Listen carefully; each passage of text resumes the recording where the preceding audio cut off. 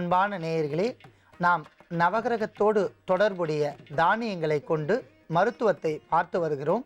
அந்த வகையில் சுக்கிரன் என்கிற கிரகத்தோடு தொடர்புடைய மொச்சையை கொண்டு பல்வேறு வகையான பயன்களை தெரிந்து கொண்டோம். இப்பொழுது ஆண்களுக்கு தாது பலம் அதிகரிப்பதற்கான மருத்துவத்தை நாம் பார்க்க போகிறோம். அதற்காக நாம் 100 கிராம் அளவிற்கு மொச்சையை நன்றாக உப்பு சேர்த்து வேக வைத்து தனியாக எடுத்து வைத்துள்ளோம். இப்பொழுது மொச்சை சுண்டல் செய்வதற்காக முதலில் வாணலில் 2 தேக்கரண்டி எண்ணெய் விட்டு காய்ச்ச வேண்டும்.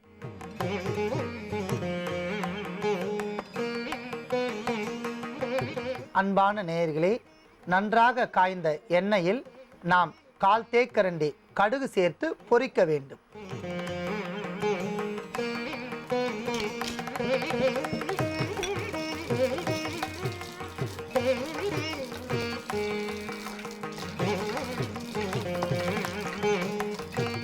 தேவையான அளவிற்கு கறிவேப்பிலை,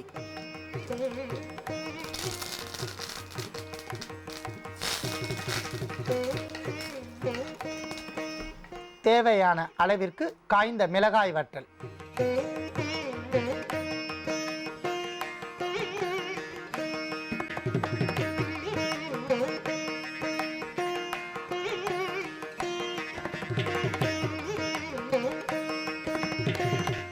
அன்பான நேயர்களே, 3 தேக்கரண்டி வெங்காயம்,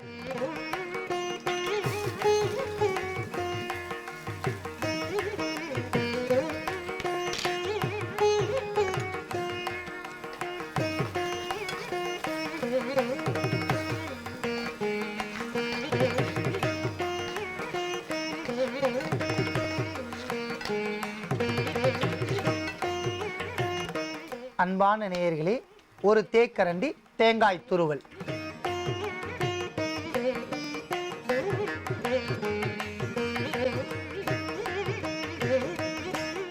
இறுதியாக நாம் வேக வைத்து எடுத்து வைத்துள்ள மொச்சையை சேர்க்க வேண்டும்.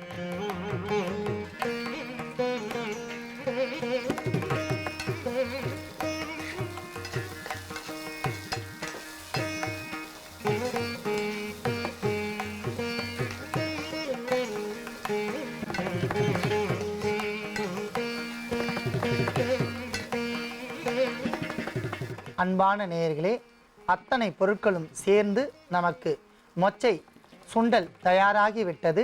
அதை நாம் எடுத்துக்கொள்ளலாம்.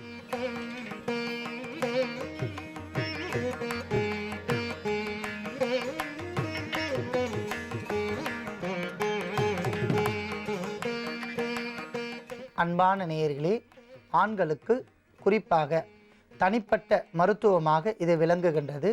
அவர்களுக்கு தாது பலத்தை அதிகரிப்பதற்கு ஓர் அற்புதமான மருத்துவம் மொச்சை சுண்டல்.